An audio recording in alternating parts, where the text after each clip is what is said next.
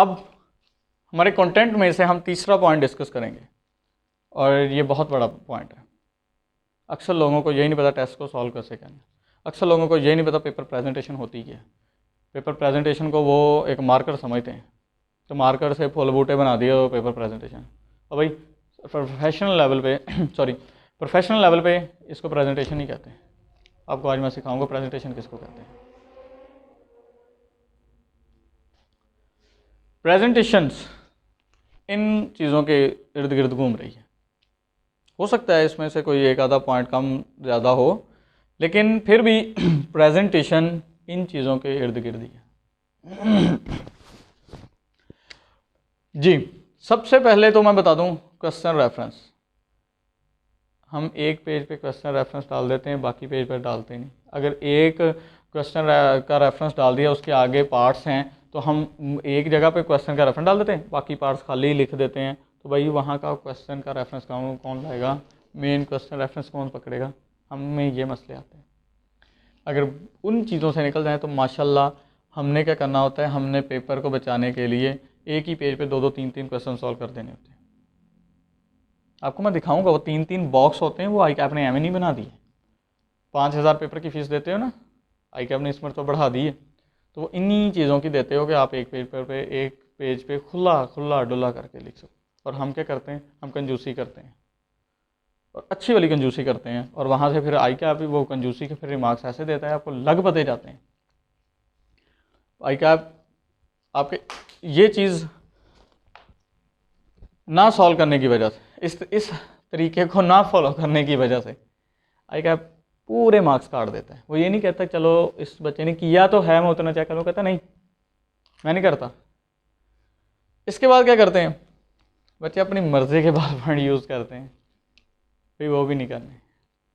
अगर आप टेस्ट देते वक्त इन चीज़ों को फॉलो रखेंगे ना, तो आप पेपर में भी वो मसला नहीं होगा। आपके लिए पेपर को नई दुनिया नहीं, आप ऐसे तो समझेंगे कि हम आज टेस्ट ही दे रहे हैं आई कैप में, एग्जामिनेशन हॉल में बैठे हुए।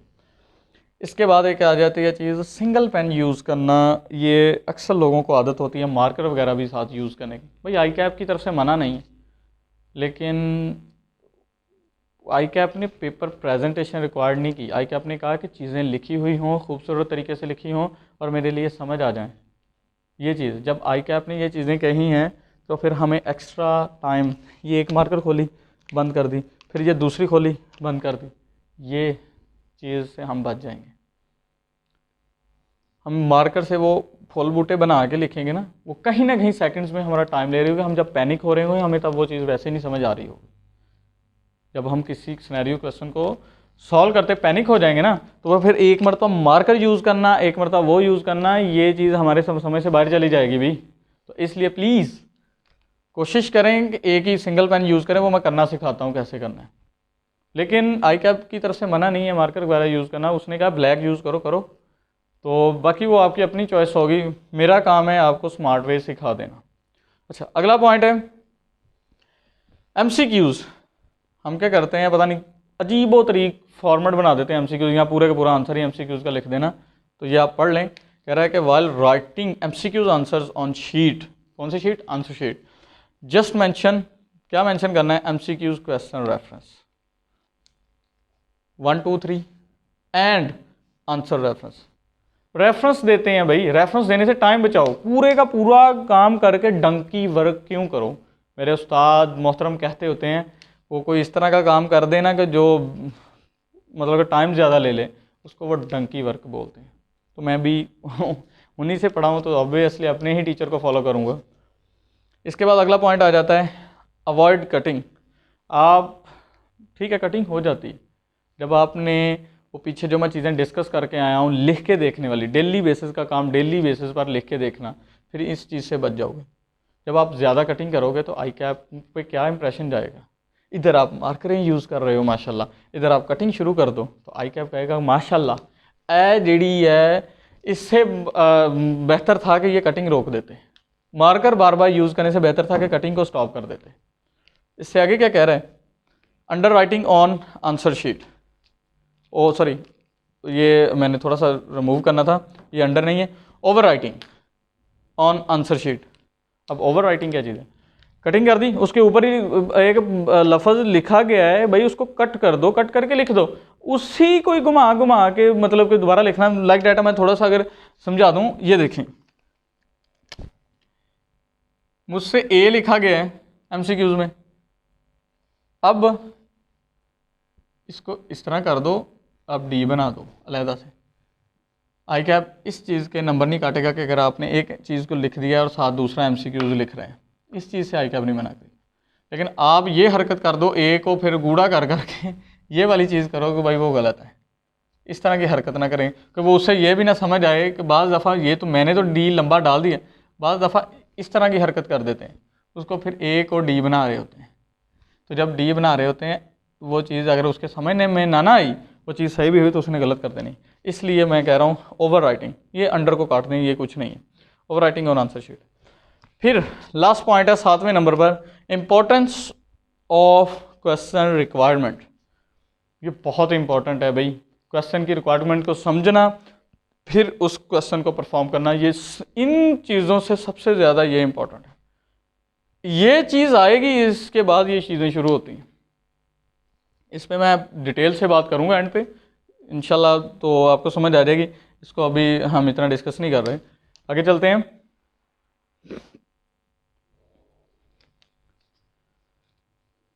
Question references and start every question फ्ला फ्ला फ्ला फ्ला जगह से, क्योंकि इन दोनों को हाईलाइट मैंने इसलिए किया है कि ये दो जो पार्ट है ना माशाल्लाह, ये एक दूसरे में मैं चीज़ें एक्सप्लेन करते वक्त दोनों को एक साथ कर दूंगा।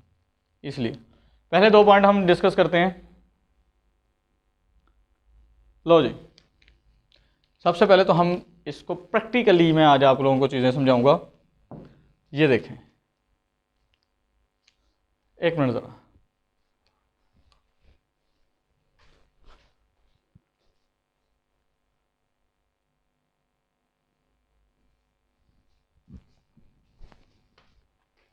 जी सॉरी, जैसे कि मैं बात कर रहा था, हम प्रैक्टिकली चीज़ों को देखेंगे कि ताकि आपके सामने एक चीज़ हो, आपको पता हो कैसे परफॉर्म करना है। ये ले आए हम एक, मैंने आपको दिखाने के लिए, समझाने के लिए मैंने एक क्वेश्चन रख दिया, ताकि आप लोगों को ये ना लगे कि सिर्फ मुंह से ही भाई ने बात कर दी है, तो मैं आपको परफॉर्म करवाऊँगा। ये चीज़ आपको ये नज़र आ रहा है, ये चीज़, इसको मेन रेफरेंस बोलते हैं, क्वेश्चन का मेन रेफरेंस होता है ये चीज़, ये पार्ट ऑफ क्वेश्चन होती है। इसके बाद सब पार्ट ऑफ क्वेश्चन वो मैं अगले क्वेश्चन में सिखाऊंगा। ये देखें, मैं इधर ज़रा समझा दूं, ये जो जहां लिखा हुआ है Q.4, आगे इधर A है, इधर B है, आगे क्वेश्चन डाले हुए हैं। इस चीज़ को मेन रेफरेंस बोलते हैं, मेन क्वेश्चन रेफरेंस। ये क्वेश्चन जो वो हमसे पूछ रहा है उसका मेन रेफरेंस होता है। इसके बाद ये भाई साहब जो हैं छोटे से ए, ये पार्ट ऑफ क्वेश्चन कहलाए जाते हैं। ये क्वेश्चन का पार्ट है, एक ये पार्ट है और एक ये पार्ट है। हाँ, इधर ही मैं एक चीज़ आपको एक्सप्लेन कर दूं, अगर उसने पार्ट के आगे इस तरह की चीज़ पूछ ली गई हो कि मतलब इससे आगे भी एक वो छोटे छोटे पार्ट्स बना रहा है, तो भाई इसको हम, सॉरी,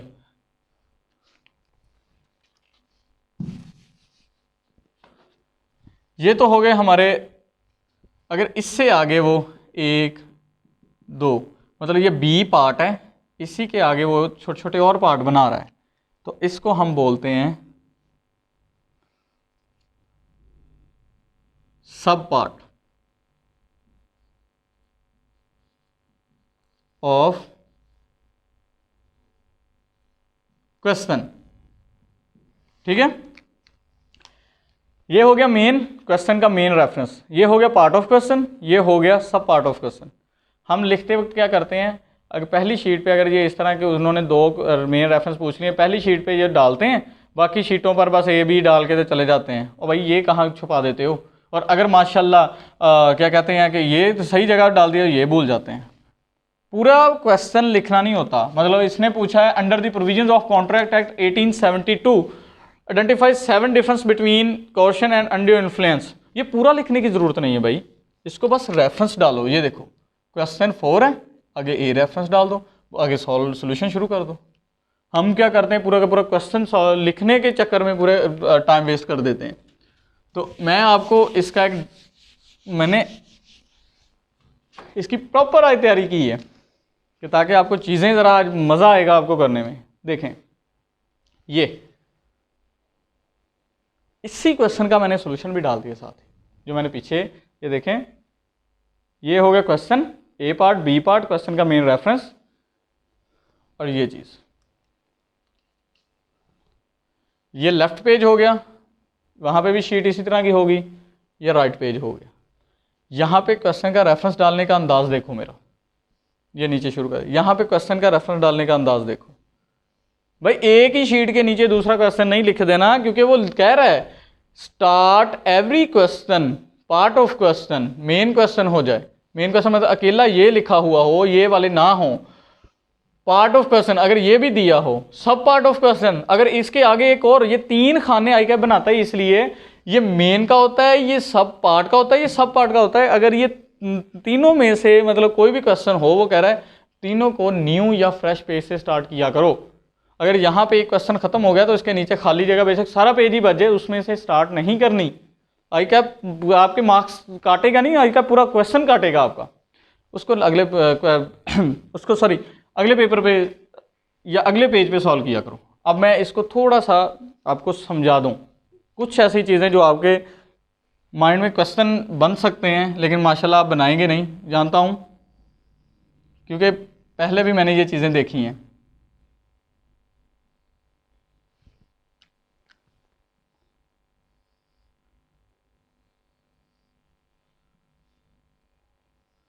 ये इसके पहला जो खाना होता है उसको मेन बोलते हैं। मेन क्वेश्चन यहां पे आना है, क्वेश्चन का रेफरेंस। दूसरे खाने में पार्ट ऑफ क्वेश्चन आता है, मतलब ये ए बी। तीसरे खाने में सब पार्ट आता है। तो फिर मुझे ये बताओ, ये हरकत क्यों करते हो सॉल्व करते वक्त? वैसे जिनके मेरे पास पेपर आते हैं उनको ये चीज़ कह रहा हूँ। अगर उसने कहा है जी क्वेश्चन 4 है, उसका आगे कोई पार्ट नहीं है, मतलब पार्ट कोई नहीं आगे, ए वगैरह कुछ नहीं, तो फिर ये हरकत क्यों करते हो? यहाँ 0 4 डाल देते हो। भाई आई कैप ने 0 लिखा साथ? मुझे पहले ये बताओ, अगर मैं रेफरेंस डाला हूँ यहाँ पे 0 है, तो फिर आप ये 0 कहाँ से लेके आते हो? भाई क्या उसने मेन क्वेश्चन तो ये है, क्या ये मेन दूसरे बॉक्स का नाम है या ये तो पार्ट का नाम है? अब पार्ट में मेन क्वेश्चन कहाँ से डाल दिया? यहाँ आप क्या करते हो, क्वेश्चन 0 4, भाई ये कहाँ से आ गया? या कैप ने कहा डालो, ये मेन क्वेश्चन का रेफरेंस है, मेन तो ये नाम है, यहाँ पे वो आना चाहिए, बाकी खाली जाने चाहिए। तो इसलिए प्लीज़ रेफरेंस डालते वक्त इस चीज़ को मेक श्योर कर लें कि आप रेफरेंस डाल के रहे हो और कौन सा रेफरेंस किस खाने में डाल रहे हो। अगर गलत खाने में गया, आपकी शीट गलत होनी, फिर आप कहेंगे टेस्ट दिए थे, सारा कुछ किया था, आई कैप ने फेल कर दिया। अब एक और मैं एग्जांपल दे दूं।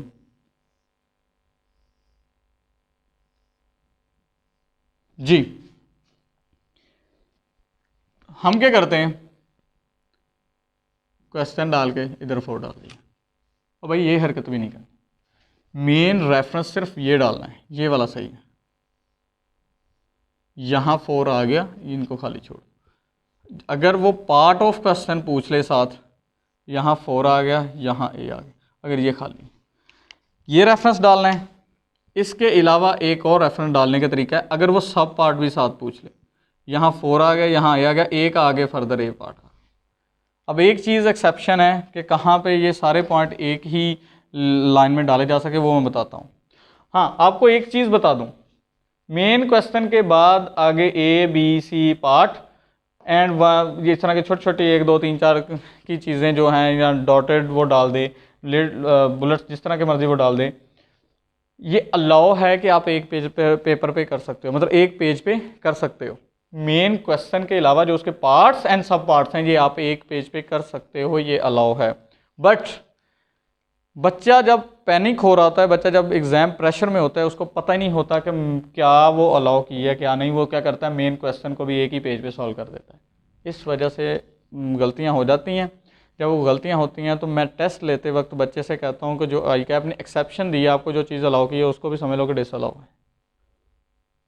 जब आप उसको समझ लेंगे डिस अलाउ है, और आई कैप ने ये 3 बॉक्स दिए हैं, वो फजूल नहीं है, वो पागल नहीं है कि उसने 3 बॉक्स दे दिए और हम उनको यूज़ ही ना करें। अगर आई कैप ने कोई चीज़ रखी है तो भाई वो सोच समझ के रखी है, एम नहीं मतलब कि फजूल लोग वहाँ पे बैठे हैं कि उन्होंने 3 बॉक्स दे दिए और हमारे खेलने के लिए दे दिए, जिस तरह दिल करे हम क्वेश्चन को डाल रहे हैं, ये गलत है। तो प्लीज़ हमने क्या करना है, जो उन्होंने एक्सेप्शन दी है ना, हम उसको आज से भूल जाएंगे। आप ये ना कहो कि मुझे उस चीज़ का इल्म नहीं है, मुझे इल्म है, लेकिन मैं ये चाहता हूँ कि आप लोगों की गलती के चांसेस ही ना हो, इसलिए हम वो जो एक्सेप्शन है कि पार्ट या सब पार्ट आप एक पेज पे कर सकते हो, मेन क्वेश्चन नहीं कर सकते, मेन रेफरेंस वाला क्वेश्चन नहीं कर सकते जिसमें अकेला उसने पूछा हो क्वेश्चन 4 है, आगे कोई रेफरेंस मतलब ए या बी ना लिखी हुई हो या छोटे वाले ना लिखे हुए हों, मतलब पार्ट एंड सब पार्ट्स ना डाले हों, सिर्फ क्वेश्चन 4 का उसने पूछ लिया हो कि ये बता दो, मतलब इस तरह के क्वेश्चन हो वो एक पेज पर नहीं कर सकते। ये आई कैप के रूल के मुताबिक था। बट मैं आपको एक चीज़ बता दूं भाई, हमने इस एक्सेप्शन को लेना ही नहीं है कि पार्ट और सब पार्ट एक पेज पे सॉल्व हो सकते हैं। अगर ये एक्सेप्शन ले ली तो हम ये वाली गलती भी कर देंगे कि एक ही पेज पे करने वाले। तो इसलिए मैं जहाँ से मिस्टेक स्टार्ट होगी हम वहाँ से वो रूल ही ख़त्म कर देंगे। अगर वो रूल ख़त्म होगा, आप कहोगे थोड़ा सा आई कैप के रूल की जो एक्सेप्शन है उन्होंने अलाउ किया, मैं उसको फॉलो नहीं कर रहा, लेकिन उसका फ़ायदा आप लोगों को होगा, मुझे नहीं। भाई मैं पास करके बैठ गया हूँ, इसलिए आप लोगों ने करना है, तो इस चीज़ को मद्देनज़र रखना है। तो प्लीज़ एक मरतबा देखने के बाद अब वो वाली गलतियाँ नहीं करनी जो आप बार बार किए जा रहे हो। हाँ जी, ये चीज़ मैंने आपको प्रैक्टिकली समझा दी है। अब भी अगर आपको समझ ना आए तो भी आप खुद जिम्मेदार हैं अपनी बर्बादी के और अपने फेल होने के। आगे चलते हैं। अगर क्वेश्चन इस तरह का आ जाए, जो मैंने अभी समझा दी हैं चीज़ें, मेन भी है, ये क्वेश्चन का मेन रेफरेंस है 7 नंबर, ये ए पार्ट ऑफ क्वेश्चन बनता है, तो क्वेश्चन 7 नंबर का आगे पार्ट है। ये जो 1 2 3 लिखे हुए हैं ये सब पार्ट्स हैं। मैं एक मरतबा फिर से आपको समझा दूं, ये जो 7 लिखा आ रहा है क्वेश्चन में, ये मेन रेफरेंस है, मेन क्वेश्चन।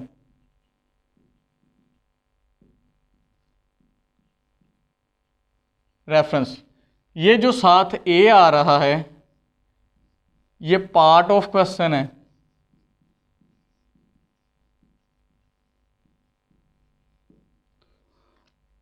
और ये छोटे छोटे जो भाई साहब आ रहे हैं, ये 1 हो गया, ये 2 हो गया, ये 3 हो गया, ये सब पार्ट्स हैं भाई।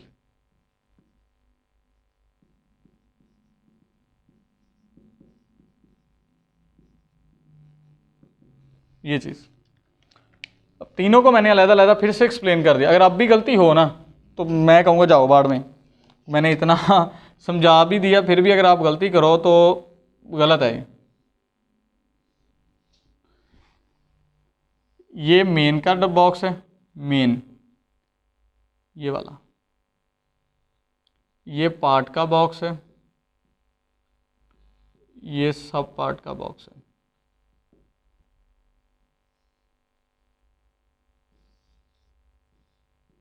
लो जी, अब ना गलती कीजिएगा। अगर सिर्फ मेन बताया हुआ हो, बाकी ना बताए हों, तो इस तरह डैश लगा देते हैं। अगर मेन के साथ पार्ट भी बताया हुआ हो फिर अगले में डैश। अगर वो प्रॉपरली उसने बॉक्स भरने का कह ही दिया है 4 A 2, फिर इस तरह डाल देना। हाँ, एक क्वेश्चन आगे एक ऐसा भी आएगा, वो थोड़ा सा इनसे चेंज होगा, वो भी मैं समझा दूंगा। ये मेन जो फोकस है हमारा ये है, ये आप समझ लो तो आपको समझ आ जाएगी। यकीन करें ये पेपर प्रेजेंटेशन के और रेफरेंस देने हैं ना जो, ये बहुत बहुत अजीब हैं, जो हर किसी के समझ में नहीं आते। और प्लीज़ एक ही रेफरेंस अगले क्वेश्चन तक दिया करें।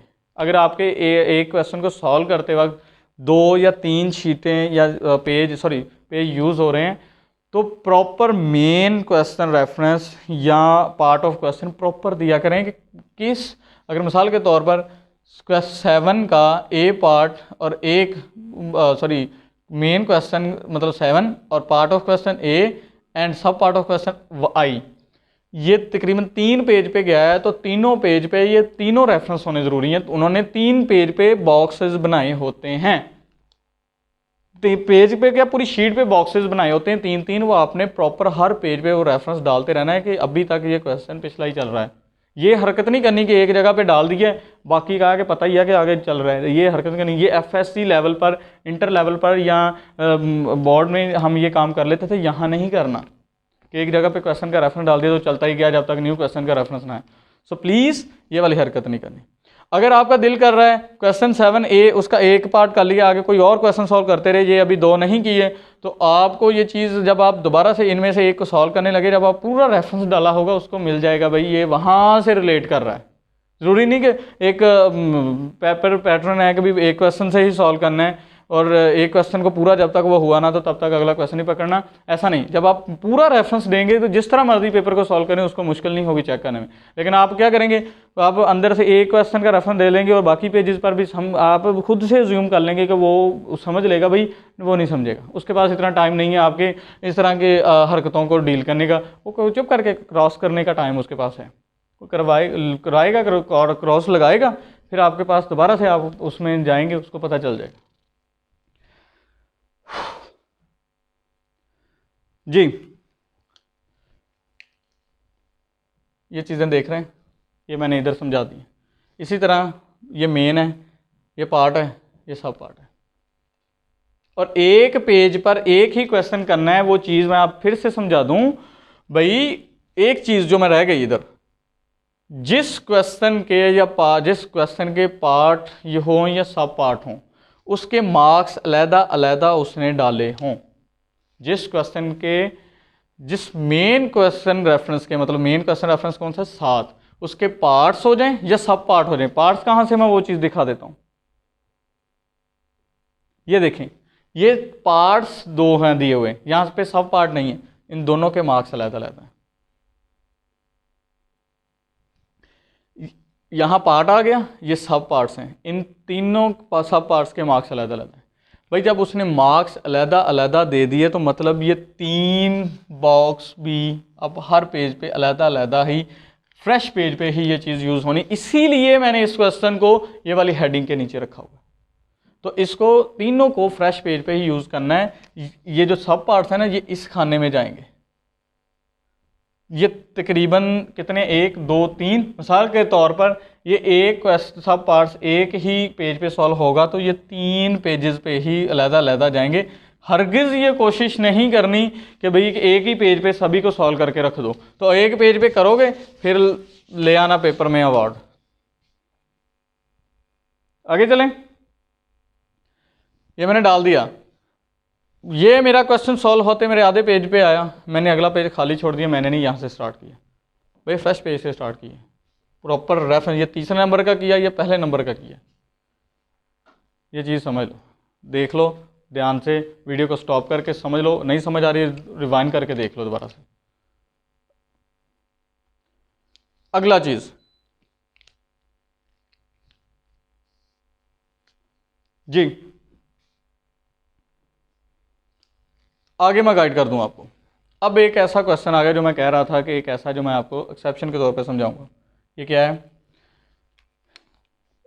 ये मेन क्वेश्चन का रेफरेंस है, क्वेश्चन नंबर 3, आगे उसका पार्ट है लिखा हुआ, बेशक वो कुछ भी नहीं लिखा हुआ छोड़ दें, उस पार्ट में ये चीज़ लिखी हुई है, ये लाइन डिस्कस द रीज़न, ये पार्ट है, इसके ये सब पार्ट्स हैं। अब क्या हमें इसके मार्क्स इकट्ठे दिए हुए हैं, अलहदा अलहदा नहीं दिए हुए, क्या हमें ये वाला क्वेश्चन डिफरेंट पेज पे सॉल्व करना चाहिए? ये चीज़ सामने आ गई, क्या इसने मेन क्वेश्चन भी दिया हुआ है, पार्ट ऑफ क्वेश्चन भी दे दिया है, और आगे सब पार्ट्स ऐसे दे दिए हैं कि जो जिनके मार्क्स इकट्ठे हैं। अगर वो सब पार्ट्स ना देता, डायरेक्ट पार्ट्स दे देता और उसके इकट्ठे मार्क्स दे देता, ये सारे अगर पार्ट्स होते, मिसाल के तौर पर ये चीज़ होती ना, ये सब पार्ट काउंट होते, क्योंकि हमने स्टेप बाय स्टेप चलना है। पहले नंबर पे ये, अगर अंदर कोई चीज़ नहीं आ रही, डायरेक्ट ये दिए हुए हैं, तो ये सब पार्ट्स काउंट होंगे, अगर सॉरी पार्ट्स काउंट होंगे। और अगर ये वाली चीज़ आ गई है इनसे पहले ऊपर एक, फिर समझ लो ये सब पार्ट्स ये वाले बन जाएंगे। अगर मैं इस पे हाथ रख लूँ, बाकी देखी जाऊँ ऊपर मेन क्वेश्चन और नीचे, तो समझ लो ये मेन क्वेश्चन बन जाएगा, फिर ये पार्ट्स बन जाएंगे, क्योंकि ये तो अंदर है ही नहीं। भाई एक स्टेप बाय स्टेप चलते हैं। स्टेप 1 है, स्टेप 2 है, स्टेप 3 है। स्टेप 2 अंदर से खा जाओ, स्टेप 1 स्टेप 2 रह जाएंगे। मोबाइल पे पिक्चर सेलेक्ट कर रहे हो ना, अंदर से पिक्चर्स को डी सेलेक्ट कर लो, तो और वो पता चल जाएगा आपको। तो इसका अब क्या है, अब मेरी एक चीज़ समझ लें, पार्ट्स हो जाएं या सब पार्ट्स हो जाएं, जिनके मार्क्स अलहदा अलहदा हर पार्ट्स के या सब पार्ट्स के ना दिए हों, इकट्ठे दे दिए जाएं, उसको एक पेज पे सॉल्व कर सकते हैं। इन पांचों पॉइंट को आप एक पेज पे सॉल्व कर सकते हो, क्योंकि इसके मार्क्स इकट्ठे हैं, अलहदा अलहदा नहीं हैं। अगर इसके मार्क्स वो अलहदा अलहदा बता देता, हम अलहदा अलहदा पेज पे, न्यू पेज पे, फ्रेश पेज पे उसको सॉल्व करते। अब समझ आ गई? जहाँ पे वो इकट्ठे मार्क्स थे उधर हमने एक पेज पे ही कर देना है, कोई मसला नहीं। लेकिन जहाँ पे इकट्ठे मार्क्स ना हो, जैसे कि हमने पिछला क्वेश्चन करके आए हैं, यहाँ अलहदा अलहदा मार्क्स हैं, इसलिए ये अलहदा अलहदा पेज पे सॉल्व होंगे। लेकिन अगर ये इकट्ठे मार्क्स दे दिए, चाहे ये पार्ट्स होते चाहे ये सब पार्ट्स हैं, इसके इकट्ठे मार्क्स दे दिए, अब हमें ये नहीं पता इन्होंने कौन कौन से में कितने कितने मार्क्स डाले हैं, तो इनको हम एक ही पेज पे सॉल्व कर देंगे। उसका व्यू ये है, ये एक ही क्वेश्चन था जो इतना बड़ा था कि आगे तक चला गया। मैंने वैसे ये कॉपी पेस्ट ही किया हुआ है, यही कॉपी इधर की हुई है, लेकिन उसको ज़रा थोड़ा सा साइज करके इधर से जगह छोड़ दी, ताकि आपको ऐसा लगे एक ही क्वेश्चन इधर तक आ रहा है। तो अगर इधर तक आ रहा है कि मैंने देख लो दोनों पेज पे, ये चीज़ भी यहाँ बतानी चाहिए, दोनों पेज पे मैंने रेफरेंस इक्वल डाला है। मैंने ये नहीं कहा एक तरफ रेफरेंस डाल दूँ, दूसरे पेज पे डालने की ज़रूरत है, यही क्वेश्चन इधर चल रहा है, मैंने ये हरकत नहीं की। आप ये करते हो भाई, आई कैप इस चीज़ से फेल कर देता। आई कैप क्या करेगा, उसको इधर रेफरेंस मिलेगा टिक कर देगा, इधर रेफरेंस नहीं मिलेगा ना वो क्रॉस कर देगा, क्योंकि यार मुझे पता नहीं कि ये कहाँ से लिख के ले आया है। तो प्लीज़ ये वाली हरकत नहीं करनी। अब देखो इसके मार्क्स इकट्ठे दिए हुए हैं, अलहदा अलहदा नहीं दिया, इकट्ठे उसने 5 मार्क्स दे दिए, तो इसलिए मैंने इसको एक ही पेज पे सॉल्व कर दिया, इकट्ठा सॉल्व कर दिया है, इसको अलहदा अलहदा पेजेस पे नहीं लेके गया, क्योंकि इसके मार्क्स इकट्ठे हैं। तो ये चीज़ आपको अब समझ आ जानी चाहिए। बहुत वेट किया था, मेरा टाइम भी नहीं लगा था कि इस पे मैंने प्रॉपर एक डिस्कशन थी मेरी, इस वजह से टाइम नहीं लग रहा था, इसने टाइम टेकिंग था।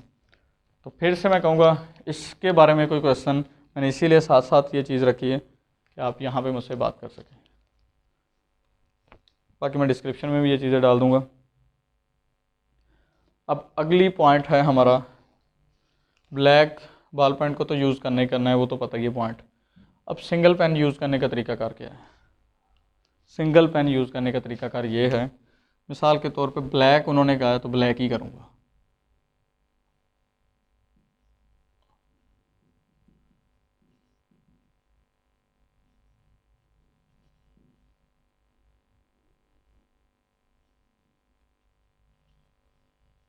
उसने कहा जी इसको एक्सप्लेन कर दें। हम क्या करते हैं, ब्लैक बड़े मार्कर से हेडिंग दी और छोटी सी पेंसिल से ये लिखना शुरू हो गया। ऐसा नहीं करना, एक ही पेन यूज़ करना है, ये एक ही मेरा पेन है। अब क्या करना है इसको, मैंने देखें भाई, मैं इसके नीचे ये हेडिंग डाल दूँगा, ये लो। अब वो दो चीज़ें हैं, वो इनमें डिफरेंस पूछ रहा है।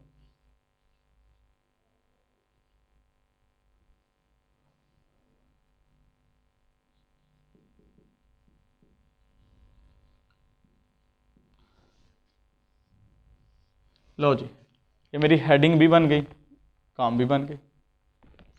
यहाँ से मैं आगे पॉइंट बनाऊंगा भी एक ही चीज़ है, ये देखो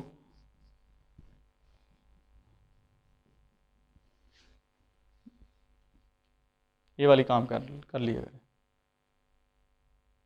प्लीज़, इस तरह की चीज़ें। एंड आगे जाके मैं ये चीज़ और भी अच्छे तरीके से सिखाऊंगा।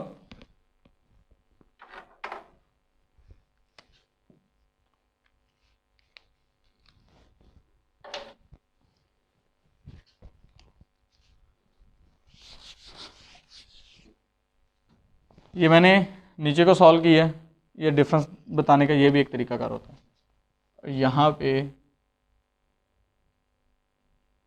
अनड्यू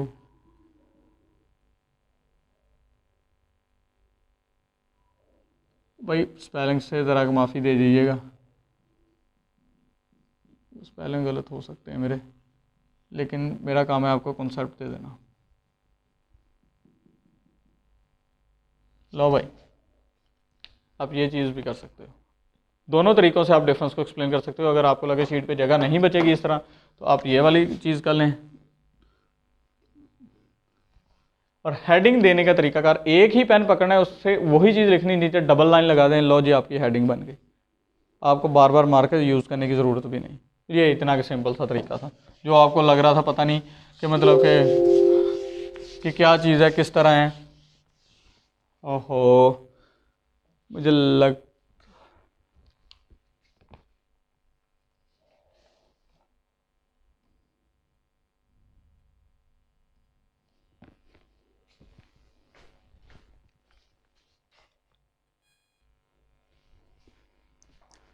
जी, मैं माजरत चाहूँगा, वो दरअसल लैपटॉप की बैटरी जा रही थी, तो मैंने कहा कहीं क्लास रास्ते में ना रह जाए।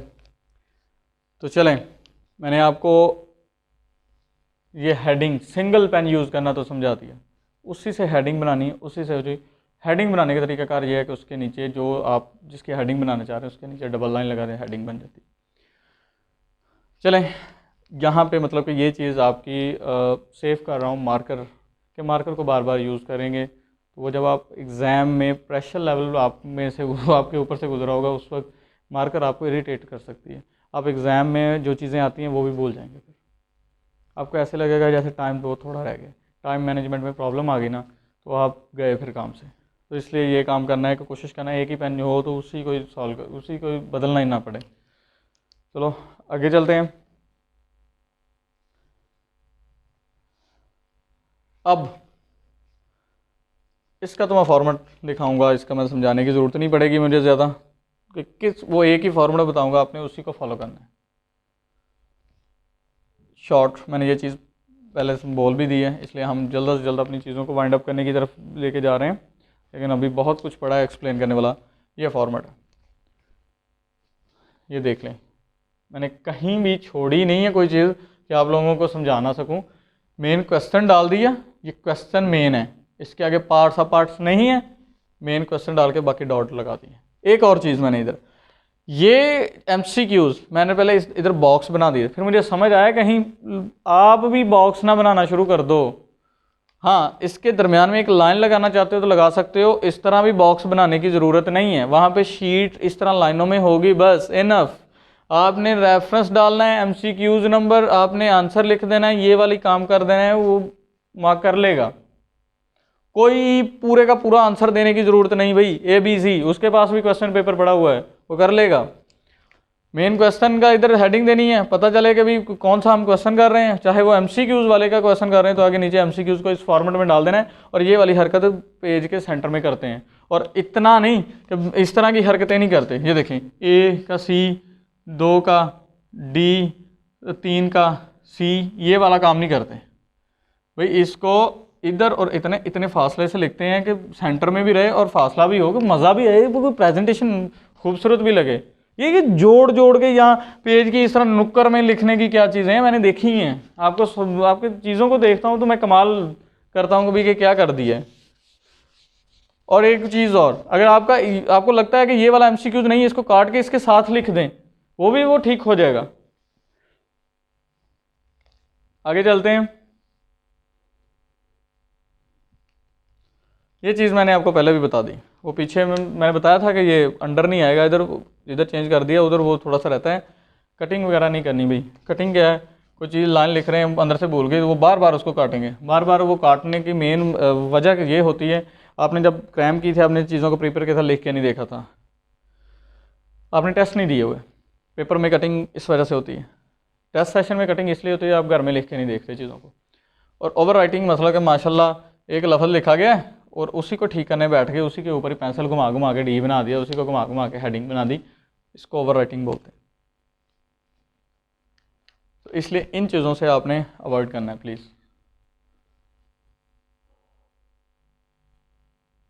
लास्ट पॉइंट, सबसे बड़ा पॉइंट, तो इसको एक्सप्लेन करना,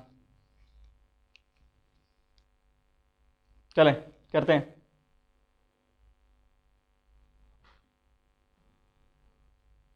जी, इम्पोर्टेंस ऑफ क्वेश्चन रिक्वायरमेंट, ये एक ऐसी चीज़ है जो आपको समझ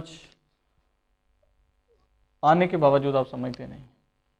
क्या चीज़ है बताता हूँ। यहाँ पे मैं असल में इसको आगे जाके भी थोड़ा सा एक्सप्लेन करूँगा इससे रिलेटेड चीज़ को, लेकिन यहाँ पे मैं एक चीज़ बता देना चाहूँगा भाई, ये जो चीज़ है ना, ये एक बच्चे से क्वेश्चन पूछा जाता है 5 डिफरेंस बताओ किसी भी चीज़ के। यहाँ उसने भाई पूछ लिए हैं 5 बताओ आपके, ये रिक्वायरमेंट है, यही सबसे बड़ी इंपॉर्टेंट चीज़ है। अगर ये समझ आ गई तो पूरा क्वेश्चन सॉल्व हो गया। आपके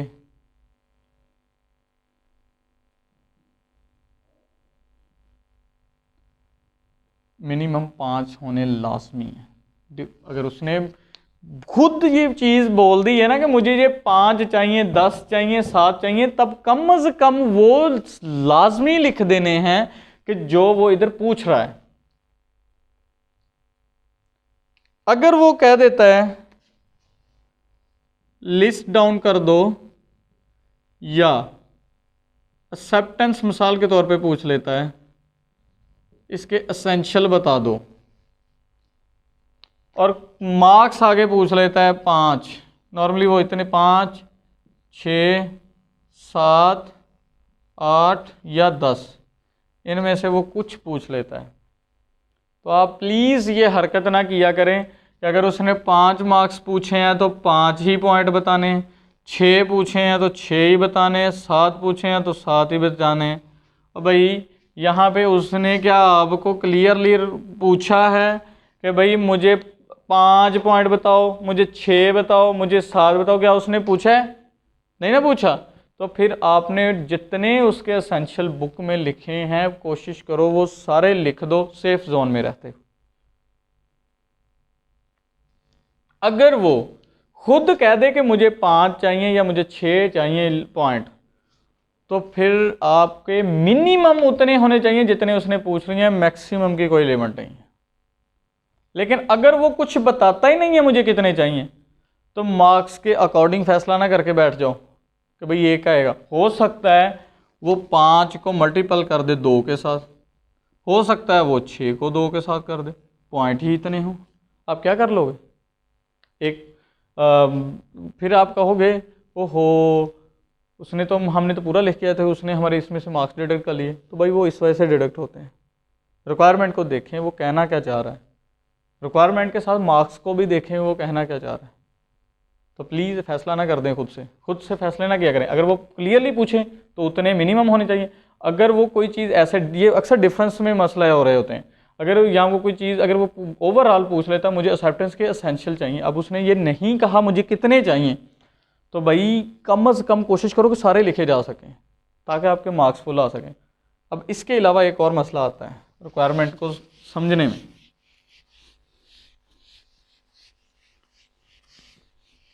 क्या मसला आता है देखते हैं। मसला क्या आता है इसी से रिलेटेड। बच्चा क्या करता है, उसने रिक्वायरमेंट में पूछा कुछ होता है और बंदा करता कुछ है। अगर उसने क्वेश्चन में एक चीज़ पूछ ली है आपसे तो हम क्या करते हैं, हमें कहा गया होता है ज़्यादा लिख दो, जितनी पता है कम ना लिखो, ज़्यादा लिख दो। लेकिन ज़्यादा लिखने का मतलब ये नहीं है कि इस लाइन में ज़्यादा लिखना था और आप किसी और कॉन्सेप्ट को भी अंदर वो एक्सप्लेन कर गए। ज़्यादा लिखने का मतलब ये नहीं होता। ज़्यादा लिखने का मतलब यह है कि उस इस रेलिवेंट टॉपिक या चैप्टर उसने इस प्रोविज़न से रिलेटेड कोई चीज़ पूछ लिया तो उस प्रोविज़न के रिलेटेड जितनी चीज़ें आपको पता हैं फिर वो लिख दो। अगर आपको नहीं पता कितनी कौन सी लिखनी है या कितनी लिखनी है। लेकिन हम क्या करते हैं, माशाल्लाह जज़ाकल्लाह, वो रिक्वायरमेंट में जो चीज़ पूछी होती है वो तो कहीं ना कहीं गुम हो जाती है अंदर लिखते वक्त, और जो नहीं हमने बतानी होती ज़्यादा लिखने के चक्कर में वो सारी चीज़ें वही बता देते, जो मेन चीज़ होती है वो बताते नहीं। फिर हम कहते हैं सर ने कहा था कि जितना आपको नहीं समझ आ रहा तो ज़्यादा लिख दो, तो हमने ज़्यादा लिख दिया। और भाई कम से कम उनमें वो पॉइंट तो डाल दो कि जो वो मांग रहा है। ज़्यादा लिखने का मतलब ये थोड़ी है कि भाई वो जो चीज़ मांग रहा है वो नहीं लिखनी बाकी सारे लिख देने। तो ये पॉइंट भी अंदर काउंट करना है। मेरा जो मैंने अभी एक्सप्लेन किया है, ज़्यादा लिखो लेकिन कम से कम वो चीज़ें मुझे लाजमी दे दो या आई कैप को वो लाजमी दे दो जो वो पूछना चाह रहे हैं। रिक्वायरमेंट को ये चीज़ों में ध्यान रखना है। आगे चलें जी।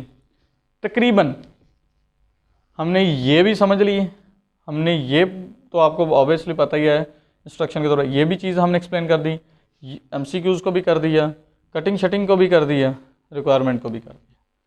अगर कोई क्वेश्चन है तो भाई ये छोटे से भाई इधर लगे हुए हैं, ठीक है।